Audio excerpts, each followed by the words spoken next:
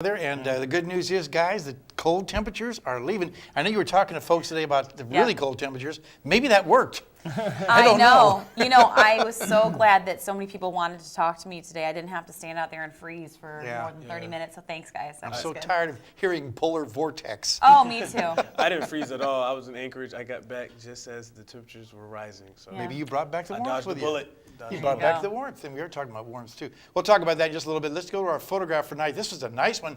This was sent in by our good friend Bill Bailey, and as you can see, we're going to take a look at it, and it's not there. Okay, well, we'll see if we can back up. There we are. There it is. Nice. We call it a nice, beautiful sun dog.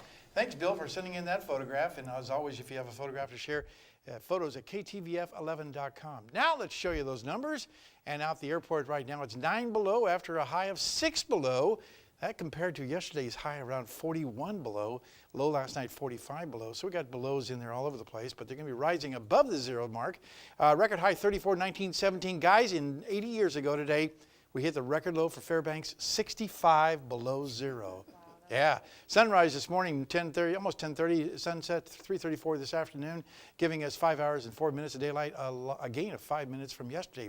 Satellite and radar showing lots of moisture down to the south. Most of it staying south of the Alaska Range, although some of it will creep up our direction for tomorrow. So we might see a few flakes of snow, but nothing really heavy expected. You can see, again, we're looking at mainly some showery conditions over the southeastern sections. Around the Bethel area, and partly cloudy to cloudy skies elsewhere over the northern half of the state. Lower 48 weather tonight. Here's what it looks like. And again, we're talking about more snow across the central and northern plains. Nice weather over the deep south. Showers and thunderstorms over the east sections of the country. A little rain around New York. Rain after all that snow they had a few weeks ago. There's the big reason why all the rain. Lots of heavy moisture moving up the east coast. A new storm system moving across the northern Rockies, but not expected to be a real big monster storm, so that's good news. Talking about polar plunge, not vortex, but polar plunge, the cold air once again will return over the eastern half of the country later on this week because the jet stream will be bringing it in from the north to the south, and a lot of cold air expected across the Great Lakes. Otherwise, the rest of the country looking pretty good. Still dry out over the west coast. Well, back to Alaska for tomorrow in the northern sections. Flurries expected at Barrow and Fort Yukon. Mainly cloudy skies in Nome. Here in the interior, we'll be looking for the most part at clouds moving in with a little light snow developing by evening at Healy, Delta Junction, and Fairbanks.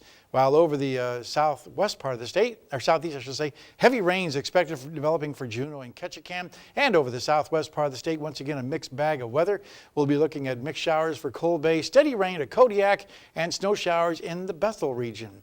And if you're heading on down to the Anchorage Bowl area, it looks like it's been kind of wet and sloppy down there too. Light snow in Homer and Anchorage, and about 4 inches of snow expected in the Valdez area. Well, once again, it's time for our kids' weather, and we have the kids back with us this week. They're talking to us from Two Rivers School. And tonight, here's a young lady with an interesting story to share with you. I was talking to my mom last week, and she said where we used to live in Duluth, Minnesota, that it was really, really cold. And they had a lot of wind, and it wasn't that cold, but the wind made it even colder, and a ton of things got shut down, and they didn't go to school. Yeah, Daryl was in the Minnesota area. He can tell you just exactly how bad that wind can get and miserable in the cold temperatures.